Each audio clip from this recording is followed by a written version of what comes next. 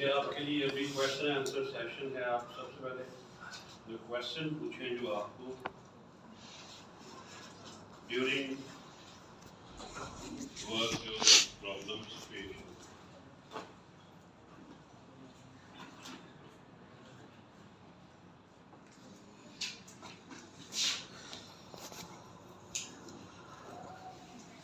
जैसे आपने लेक्चर के शुरू में कुछ क्वेश्चंस किए सर, वो बस एक मरतबा ये बता दें लास्ट टाइम कि लीनियर रिग्रेशन कब इस्तेमाल करना है, लॉजिस्टिक और ट्री कौन सा एल्गोरिथम किस कब इस्तेमाल करना है, ये थोड़ा बस बता दें। लीनियर कब यूज़ करना है, नॉन लीनियर।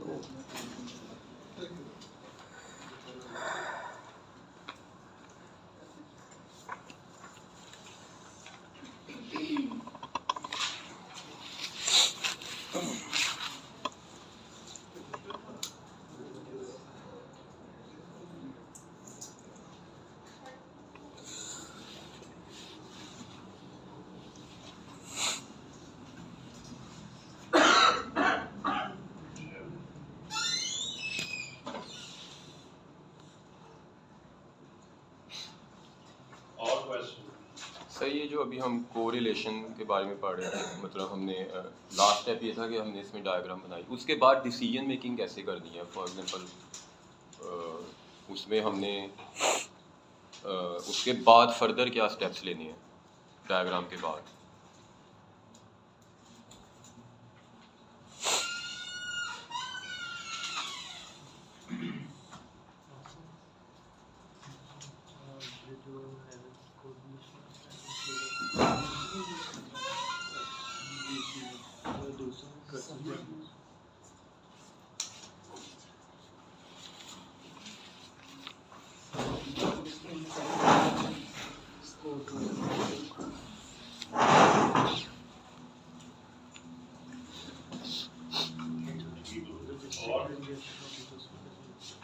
सर जैसे आपने कहा था कि लॉजिस्टिक रिग्रेशन यूज़ करते हैं अगर हमारे पास दो क्लासेस हों, ट्रू या फॉल्स, तो ज़रूरी है कि लॉजिस्टिक मॉडल ही ठीक रहेगा इंस्टेड ऑफ डिसीजन ट्री के। वो पहले सवाल में इसका जवाब आएगा। जी सर, तो दूसरी बात है हम जो कोई मेथडोलॉजी बयान कर देते हैं, मसलन जैसे हम थीसिस से पहले बता देंगे यार ये मेथडोलॉजी हमने ये इस्तेमाल करनी है, तो जो at the end of the day हमारे वो रिज़ल्ट ना आए तो क्या वो भी रिसर्च में शामिल होगा कि पहले हमने ये बताया लेकिन वो चीज़ नहीं आ रही।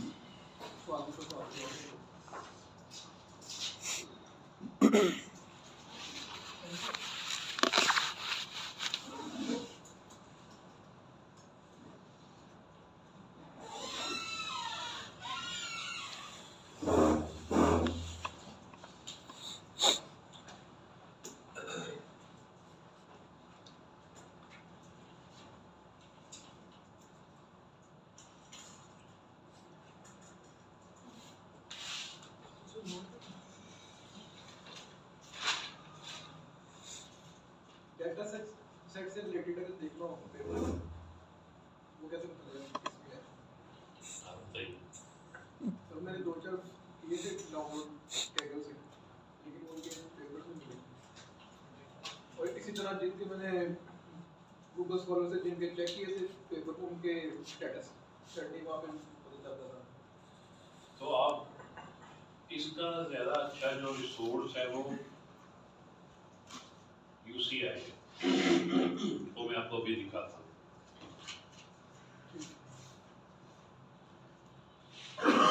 ये हमने पहले भी देखा था, इसको दोबारा देखते हैं। और क्वेश्चन आप तीनों में 3 क्वेश्चन रहते हैं।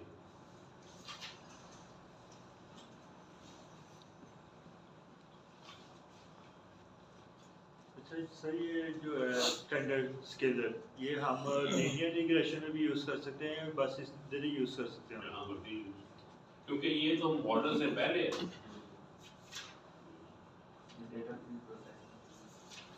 रिग्रेशन में यूज़ करें, क्योंकि रिग्रेशन का ताल्लुक नहीं है, इसका ताल्लुक है कि ये आउटपुट में या एक दूसरे के साथ कैसे रिलेट करता है। आमतौर पे हम कैटेगोरिकल एट्रीब्यूट्स को न्यूमेरिक एट्रीब्यूट्स के साथ भी कोरिलेट करके चेक करते हैं कि कितना इनका आपस में कोरिलेशन। समझ आई बात क्या नहीं?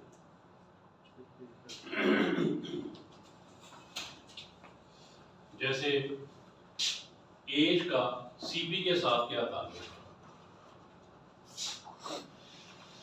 कितना कोरिलेशन है, तो ये भी एक ग्राफ बन जाएगा। कोरिलेशन के जरिए हम ग्राफ भी बनाते हैं।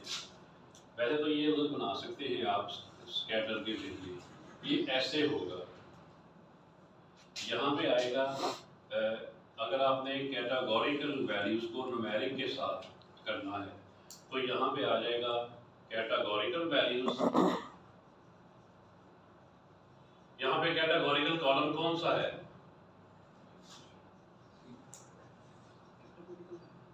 सीपी है। सीपी के अंदर कितनी कैटेगरी है इस वक्त? अभी 2 0 1 2 ठीक है, फर्ज किया इस वक्त 3 कैटेगरी, तो यहाँ पे 0 आ जाएगा, यहाँ 1, यहाँ 2, यहाँ 3, आगे चलता जाएगा। क्योंकि यहाँ पे ज़्यादा वैल्यूज हैं तो यहाँ पे आ जाएगा लेट्स से 0 20 25 30 35 40, ये 5 के डिफरेंस से लेट्स से आ गया, तो ये आगे 100, अभी 100 तक चला जाएगा। तो फिर इनका आपस में कोरिलेशन क्या होगा? मिसाल के तौर पे 20 का यहाँ पे 0 है तो यहाँ पे डॉट लग जाएगा। 30 का क्या है? ये 30, तो यहाँ पे 0 है। 80 में ये निकल से ये 80 है और इसका 1 है तो यहाँ पे डॉट लग जाएगा। इस तरह काफ़ी सारे डॉट लग जाएंगे।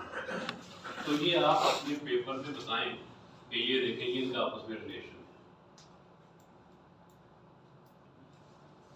इसकी कितनी कमांड्स होंगी? ये की लाइन बोर्ड है, ठीक है, इसको खुद तलाश करें।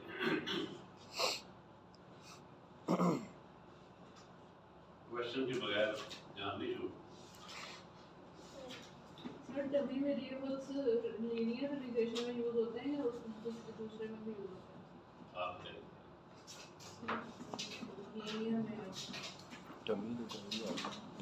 डमी वेरिएबल हम मॉडल फिट करने से पहले करते हैं कि बाद में करते हैं? पहले।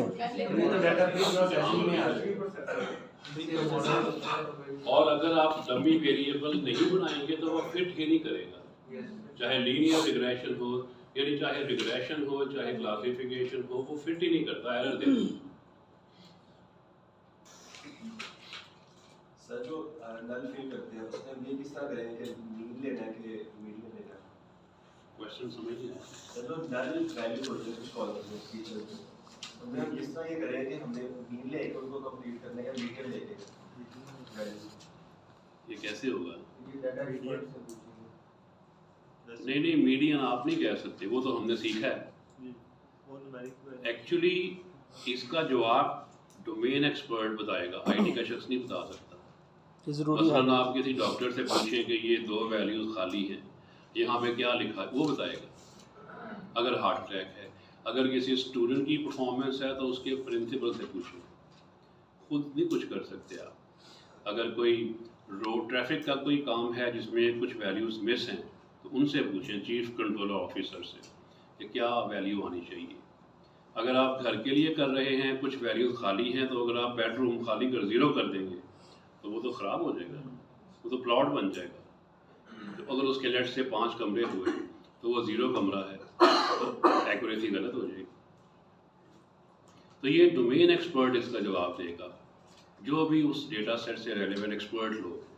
अगर स्टॉक एक्सचेंज है और कुछ वैल्यूज़ एम्प्टी हैं तो स्टॉक एक्सचेंज के एक्सपर्ट से पूछें। तो सर फिर हमने यहाँ पे मीडियन को अप्लाई किया, वो सीखने के लिए किया। सर मीन कहाँ पे अप्लाई करेंगे? यहाँ कोई एग्जांपल मतलब ये हमने उसको मीन यहाँ पे मीडियन यूज किया तो मीन तो एवरेज होता है। मीन अप्लाई करके check करो। मीन एंड मीडियन डिफरेंट हैं, तो जहाँ पे आप एक्सपर्ट से पूछे वो बताएगा। सर वैसे प्रैक्टिस के लिए हम जहाँ पे मीन मीडियन यूज तो हमने कर लिया था अप्लाई, तो मीन की क्या एग्जांपल होगी जहाँ पे अप्लाई कर सकते हैं? सैलरी में ले सकते हैं। अगर कोई सैलरी वाला कॉलम खाली है फॉर एग्जांपल और लोगों की सैलरी है लेट्स से 50,000, 80,000, 70,000, 60,000, 50, 40, 30 इनके एवरेज वहाँ मेंशन करें। हाउस प्राइसेस या कार प्राइसेस में भी हो सकता है। लेकिन ये अच्छी बात नहीं है। डोमेन एक्सपर्ट से पूछें, हमसे पूछें कि एक्यूरेसी कैसे बेहतर करना है, वो आईटी के लोग बताएं, आप लोग बताएं।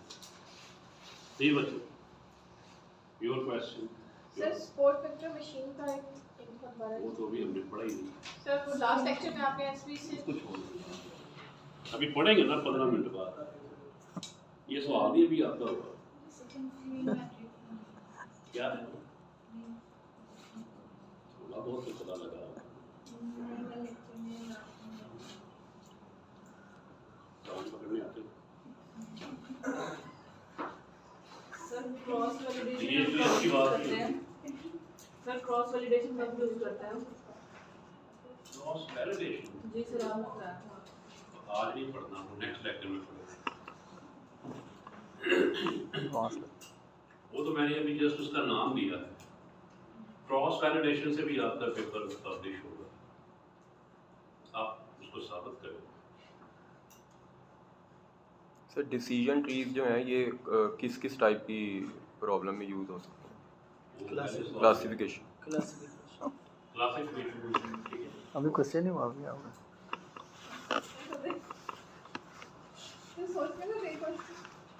इतनी देर हो गई है। सबसे पहले ये गौर फरमाएं कि एक एल्गोरिदम सारी प्रॉब्लम सॉल्व नहीं कर सकता, ठीक है? रिग्रेशन और क्लासिफिकेशन, सबसे पहले आपने इसे आइडेंटिफाई करना है कि डेटा सेट किस नेचर, आपकी प्रॉब्लम किस नेचर की है, उस लिहाज से आपने डेटा सेट लेना, ठीक है?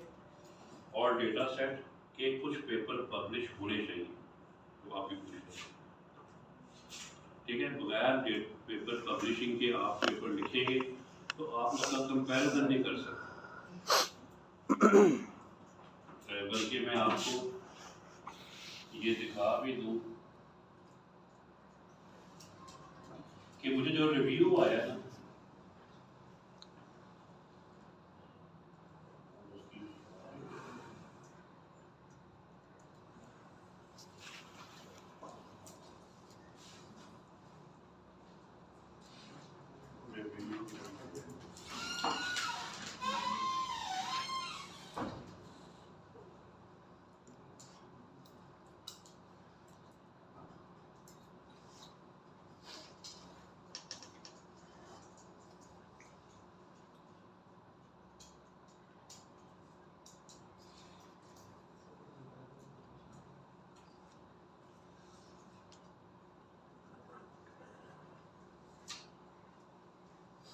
जब भी आप अपना पेपर सबमिट करते हैं ना, तो आपको उसके कुछ अर्से बाद, मुझे 3 महीने बाद रिव्यूज आए थे, ठीक है?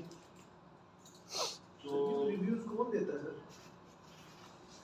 जब आप किसी को अपना पेपर भेजते हैं तो वो जर्नल वाले रिव्यूअर्स को, यानी जो उनके साथ रजिस्टर्ड होते हैं, उनको आपका पेपर भेज देते हैं 4-5 लोगों को। वो आपका पेपर पढ़ते हैं, पढ़ने के बाद जो उन्हें लगता है कि ये सही नहीं है तो वो उसमें गलतियाँ या मिसिंग निकालते हैं, जो कि लाजमी होता है गलतियाँ निकालना भी। यानी कि अगर कोई रिव्यूअर कहे ना ये पेपर बड़ा अच्छा है तो फिर किसी और रिव्यूअर को दे देते हैं, ठीक है? यानी कि वो पेपर लाजमी रिव्यू होना चाहिए, उसमें से गलतियाँ वगैरह वगैरह वो निकलनी चाहिए, ठीक है? ये मिल गया। ये देखिए यहाँ लिखा हुआ है, उसने लिखा है the author proposed, जो मैंने भी दिखाया आपको, cloud fog system article is of interest to the research community, there are few major concerns that should be addressed। तो ये मैंने ये काम कर दिया था, कुछ कर लिए हैं, कुछ रहते हैं। इसमें जो दिखाने वाली बात है आपकी,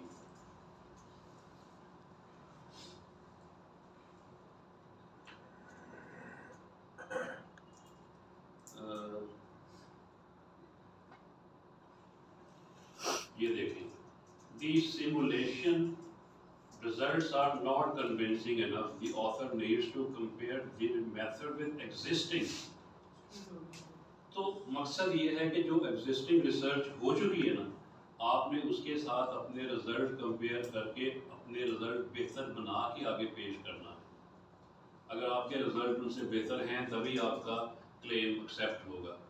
अगर रिजल्ट अच्छे नहीं हैं तो वो क्लेम जाहिर है कि प्रीवियस रिसर्च से ये रिसर्च अच्छी होनी चाहिए। कुछ ऐसे होते हैं जिसमें होते हैं वो बिल्कुल उसका रिपीट वर्क होता है, कुछ ऐसे रिसर्चर होते हैं वो नई टेक्निक्स पे काम कर रहे होते हैं। शाबाश। मैं आपको हर सवाल का जवाब दूंगा कि जो स्टूडेंट्स होते हैं ना, वो ऐसा नहीं कर सकते कि वो बिल्कुल ही एक ऐसी डिसिप्लिन पे काम करें जो बिल्कुल न्यू हो, वो नहीं कर सकते। अब एक शख्स हैं, आप बिल्कुल नई रिसर्च करते हैं, इदारे इंस्टीट्यूट्स जहाँ पे एक्सपर्ट्स डोमेन एक्सपर्ट भी हों, प्रोफेसर भी हों, रिसर्चर हों, वो काफ़ी सारे लोग 15-18 लोग मिलके या एक्चुअली वो 1000 लोग की टीम भी हो सकती है, वो नए काम करते हैं। इनोवेशंस, स्टूडेंट इनोवेशन अगर करे तो उसकी माल हो जाएगा, तो वो उसको एक्सेप्ट नहीं करते। वो नई चीज़ को, यानी आपने बिल्कुल नई चीज़ प्रपोज कर दी, अगर आप उसको साबित करें देन यू आर सक्सेसफुल, लेकिन वो इतना आसान नहीं है। फंड्स भी चाहिए होते हैं। अकेला फंड्स चाहिए, पहली बात तो ये क्यों हमारा जो मुल्क है इसमें रिसर्च पे तवज्जो नहीं दी जाती। रिसर्च एक्चुअली आती है इंडस्ट्री की तरफ से, इंडस्ट्री को प्रॉब्लम है। अब देखिए हम खुद प्रॉब्लम क्रिएट करके उसका सलूशन देते हैं। हमें बताया जाए फॉर एग्जांपल कि ये कोरोना कोविड है, ये उसके फीचर्स हैं, आप इसकी प्रेडिक्शन करें, हम उसे करके देंगे, लेकिन ऐसा होता नहीं है। वो इंडस्ट्री अलग काम कर रही है, तभी तो हमारा मुल्क रिसर्च में 600वें नंबर पे है। 600 पाकिस्तान में सबसे जो अच्छी रिसर्च होती है वो कायद आदम यूनिवर्सिटी में होती है, और इंटरनेशनल लेवल पे उसका नंबर है 600। यानी कोई टॉप 10 भी नहीं, टॉप 100 भी नहीं, टॉप 600 में है, और वो भी सबसे नीचे। तो हमारी कोई भी यूनिवर्सिटी 100 में भी नहीं आती। पाकिस्तान में सबसे अच्छी वो है, वो हाँ जी। कितना करती होगी इंटरनेशनल लेवल पे, ठीक है। सर रिसर्च पेपर किसी टॉपिक की एक्सप्लेनेशन पे भी लिखा जा सकता है जी, किसी टॉपिक की एक्सप्लेनेशन पे जिस तरह अगर कोई चीज़ फॉर एग्जांपल डिसीजन 100 में भी नहीं है हमारी कोई यूनिवर्सिटी, वो इसी वजह यार हो भी ना, वो मानते भी नहीं क्या है, लिखें? से रिसर्च नहीं है। मानते ही नहीं है। अगर हो भी तो मुसलमानों को मानेंगे नहीं नहीं। ना हाँ, ये रिगार्ड करते हैं। एल्गोरिदम है तो देखें ना कि आप उसका तरीकाकार बताएंगे। जी सिर्फ फायदे पहले लिखना यूनिवर्सिटी में लिटरेचर बड़ा बड़ा है। आपने प्रॉब्लम का सलूशन देना, मेन फोकस है प्रॉब्लम तलाश करें, प्रॉब्लम का सलूशन दें। सही कोविड वाला डाटा सेट मुझे नहीं मिला चले उसको भी मैं आपको इधर क्लासरूम में भेज दूंगा।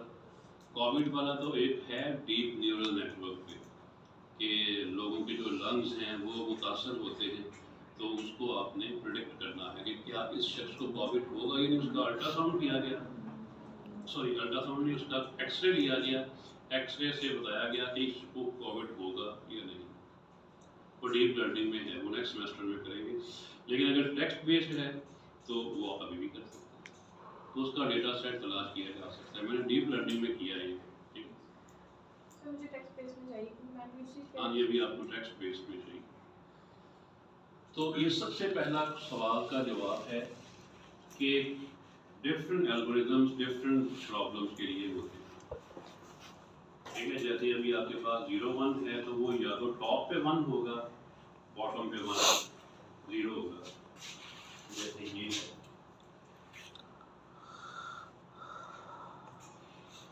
इस पे मैं आपको एक और बताऊँ बात मैंने बतानी थी।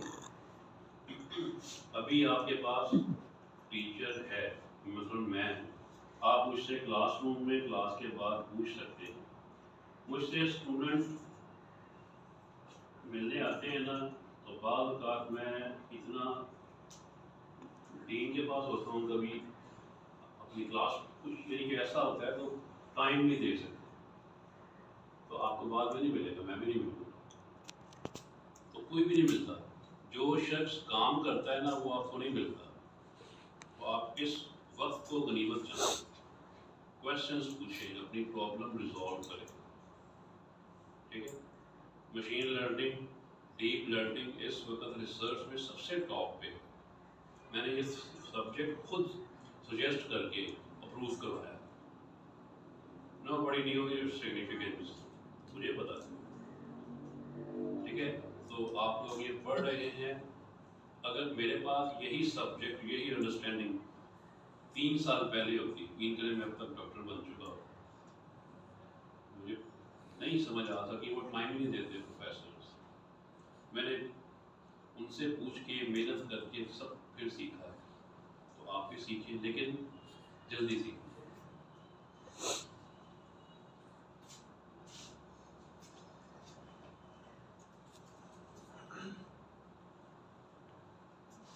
ये लॉजिस्टिक रिग्रेशन है, ये यहाँ लिखा हुआ है, ठीक है। अब कोई सा भी आप ले लें,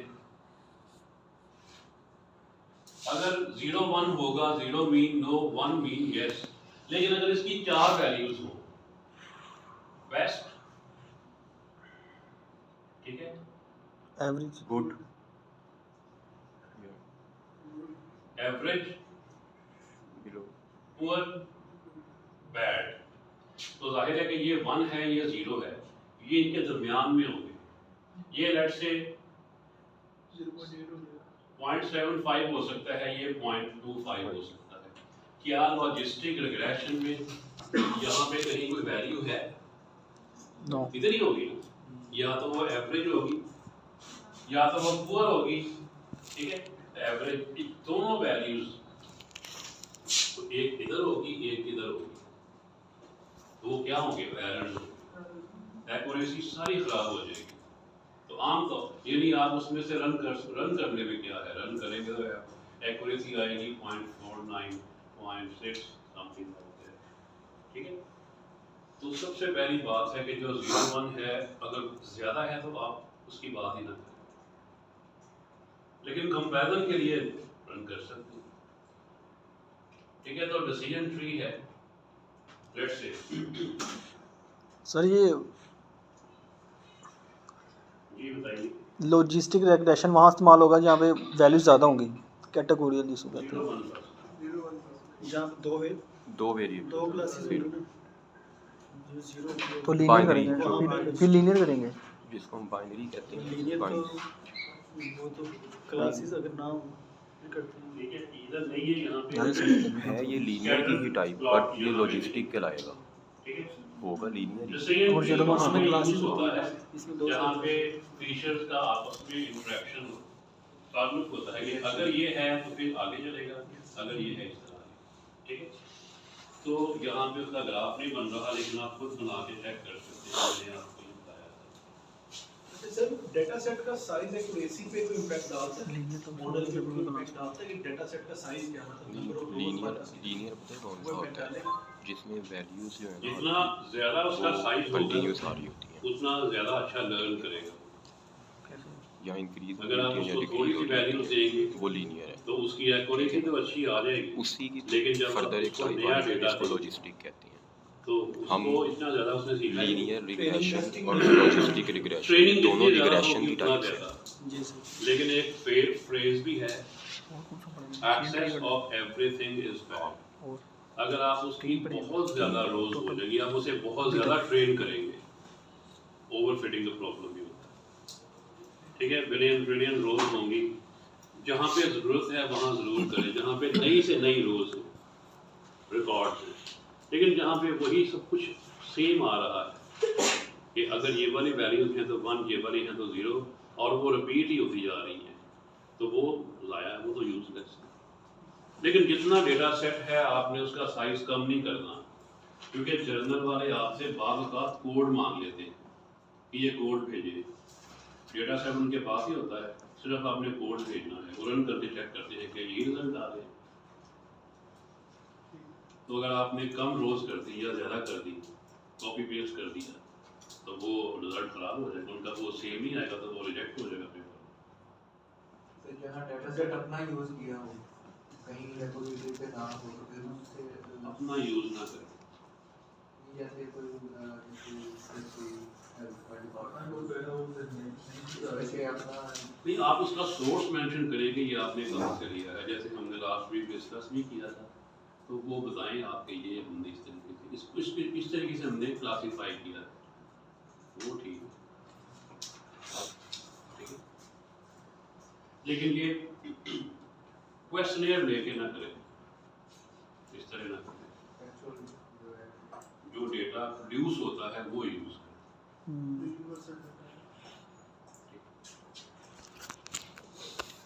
सेकंड क्वेश्चन है how to perform feature selection, और उसके बाद क्या करना चाहिए।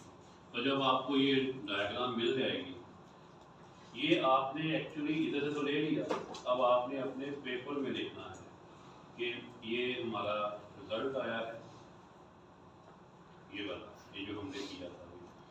तो इसकी बेस पे हम कहते हैं कि ये जैसे एक्सेप्टेड एंड पे चले जाइए, ये मेरा रिस्पॉन्स का है।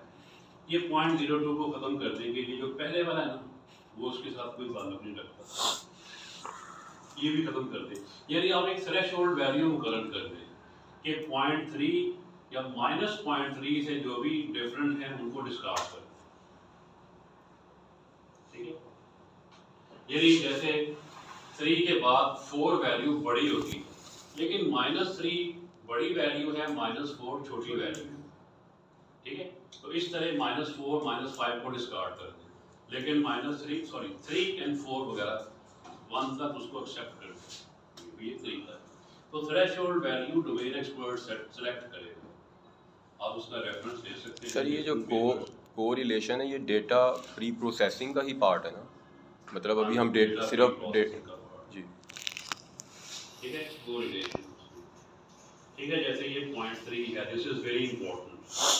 0.23 ये भी 3 है, लेकिन ये 0.007, अच्छा ये माइनस में है, ये भी इंपॉर्टेंट है। ठीक है, लेकिन ये चूंकि 0 के आसपास है, इसलिए हो सकता है कि अहम ना हो। यानी कि अगर एक चीज के कम होने से दूसरे को फर्क ही नहीं पड़ रहा, ज्यादा हो रही है कोई फर्क नहीं पड़ रहा, तो क्या फायदा उसको डिस्कार्ड करने। लेकिन आपने साबित जरूर करना है कि एक्यूरेसी इसके बगैर कितनी थी और इसके साथ कितनी थी। कोई आपने अपने पेपर में ये diagram as it is show कर देनी है, ये जो रेड कलर की है ये वाली एज इट इज शो करें, इधर से ले, और आप चाहें तो ये टेबल भी साथ ही शो करें, टेबल भी दिखाएं, डायग्राम भी दिखाएं, एक्सप्लेन भी करें। टेबल अलग से एक्सप्लेन कर दें, डायग्राम अलग से एक्सप्लेन कर दें। ये सब कुछ आपको तब हो जाएगी जब आप ये पढ़ते रहेंगे, पेपर पढ़ें। अच्छा, आपने भी पूछा है स्टूडेंट ने कि अगर जो हमने मेथोडोलॉजी में लिखा है तो रिजल्ट डिफरेंट आ गया तो क्या होगा। एक्चुअली आप पहले सिमुलेशन कर चुके होते हैं, तब आप मेथोडोलॉजी लिखते हैं। ये नहीं कि आपने मेथोडोलॉजी लिख दी, ये रिजल्ट आएंगे, आ चुके हैं तब लिखें, पहले नहीं लिखते हैं। पहले कैसे लिखते हैं? ये नहीं कि पेपर जो आपने लिख दिया, इसका मतलब है कि आप एक्सपेरिमेंट कर चुके हैं। थीसिस में जब आप सिनॉप्सिस जमा कराते हैं, वहाँ पे आप लिखते हैं कि मैं ये एल्गो यूज़ करूँगा, ये मेरा प्रपोज्ड है, ये डेटा सेट है, मैं ये टेक्निक्स यूज़ करूँगा, तो देन वो आप बताऊँगा कि रिजल्ट नहीं बताते हैं सिनॉप्सिस, पेपर में बताते हैं।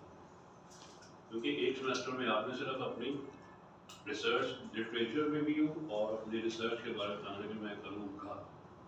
लिटरेचर रिव्यू आप कर चुके होते हैं, रिजल्ट नहीं बताते, एक्सपेक्टेड रिजल्ट्स बताते हैं। वो बेशक चेंज हो जाए, कोई मसला नहीं।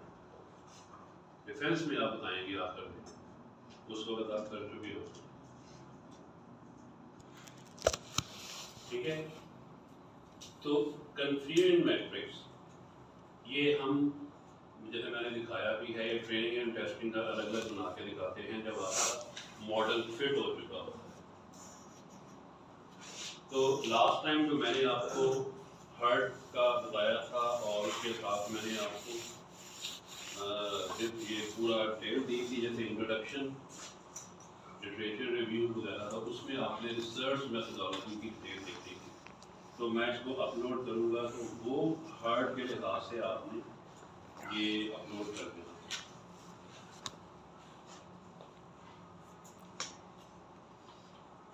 दूसरे नंबर पे ये आपने अलग अलग फाइल्स बनाना है, ठीक है। इसको प्रोजेक्ट कह रहे हैं, ठीक है। प्रोजेक्ट में आपने वो जो आप बना चुके हैं लास्ट वीक, इसमें क्या होगा, मॉडल ट्रेनिंग, ठीक है। जो हेडिंग आपने दिए थे, आपको मैंने दिए थे, कौन कौन से हेडिंग थे मुझे बता दें जरा, इतने लिखने।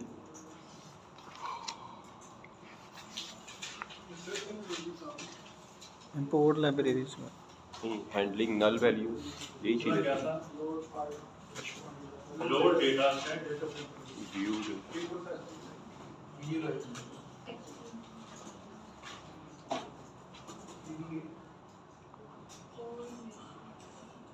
तीसरा क्या है,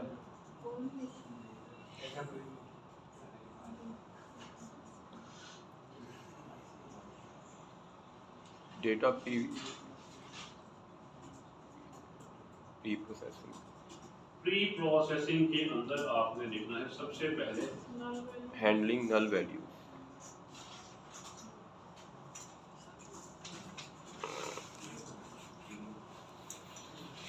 रिमूविंग आउटलाइंस। लिख लो पहले बताना था।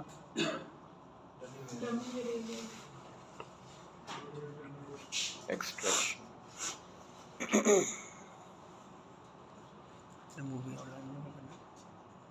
ये स्टेप है ना, ये स्टेप नहीं मुझे समझ आ रही है। ट्रेनिंग टेक्स्ट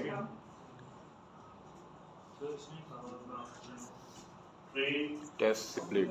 सर ये रिमूविंग आउटलाइनर्स में क्या करना था? अगर उसमें है तो वो करना है आप, क्या सर? ठीक है। ट्रेन टेस्ट स्प्लिट, उसके बाद मॉडल सिलेक्शन। सर ये दोबारा बता देना, रिमूविंग आउटलाइनर्स। मॉडल ट्रेनिंग, ना उसमें आउटलाइनर्स हैं ना उसमें हैंडलिंग, अभी ये दोनों नहीं है। और model training, model training, model evaluation,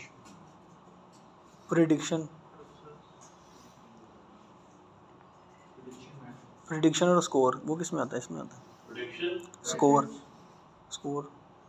score क्या करते हैं ना, स्कोर सर, SCORE। वो यही होता है। कंफ्यूजन प्रिडिक्शन और स्कोर में फ़र्क है? प्रिडिक्शन और स्कोर में फ़र्क है? स्कोर तो पहले देख लेते हैं, वो जब हम फिट कर रहे होते हैं ना, उसके बाद correlation, confusion matrix and classification report. अब एक और आ जाएगा, ठीक है। ये आपका, इसको आपने अलग अलग करना है। ये प्रोजेक्ट 1 है, ये आप ऑलरेडी बना चुके हैं, ये हर्ट डेटा का है, ठीक है। इसके बाद हम आते हैं प्रोजेक्ट 2 पे। इसमें आपने इधर जो आज आपने सीखा है वो क्या है, स्टैंडर्ड स्केलर, कोरिलेशन, वो भी सीखा, ठीक है। कोरिलेशन,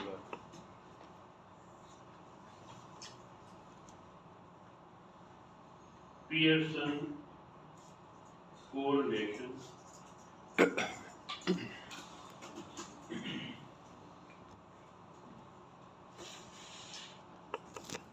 कोएफिशिएंट, और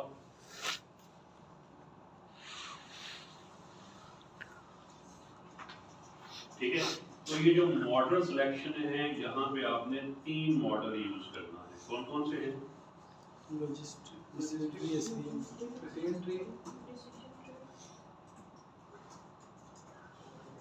और SVM 2 ही कैसे आप SVM, अभी उसको देखते हैं।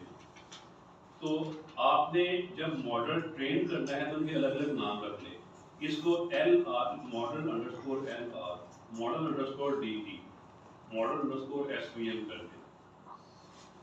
ठीक है, इस तरह इनको तीन स्कोर पढ़े हमने टोटल आज तक हैं। ठीक है, ये भी तो तो प्रोडिक्शन भी आप इस तरह कर दें। नहीं वो तरीका सबका बाकी सेम है लेकिन मॉडल लॉजिस्टिक्स के से नाम आगे पे क्योंकि अब हम बेसिकली लॉजिस्टिक ही इस्तेमाल कर रहे ठीक हैं, है। 0 और 1 में कन्वर्ट कर रहे हैं। ये आपका प्रोजेक्ट 2 हो जाएगा। तीसरे प्रोजेक्ट में आप क्या करेंगे, यहाँ पे आपने इनके ग्राफ भी बनाना है।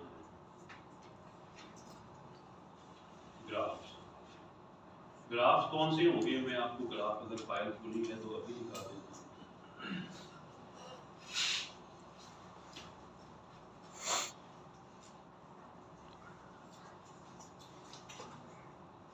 रिपोर्ट्स के क्लासिफिकेशन रिपोर्ट्स के जो ग्राफ हैं। हाँ जी, तो बल्कि एक काम करते हैं कि अभी इसकी रिपोर्ट्स बना लेते हैं ताकि आप देख लें कि वो किस तरह होगा।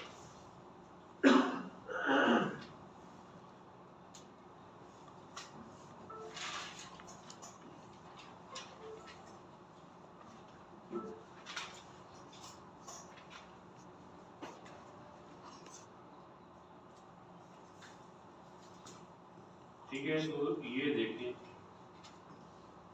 अच्छा, ये इसमें रेफरेंसेस देखिए, मैंने कितने पेपर पढ़े हैं। मकसद ये नहीं है कि मैंने क्या किया है, मकसद ये है कि आपने किस तरह करना है। तो कितने पेपर मैंने पढ़े हैं? 49। ये सारे पेपर मैंने पढ़े हैं, इनके रेफरेंसेस मैंने अंदर लिखे हैं।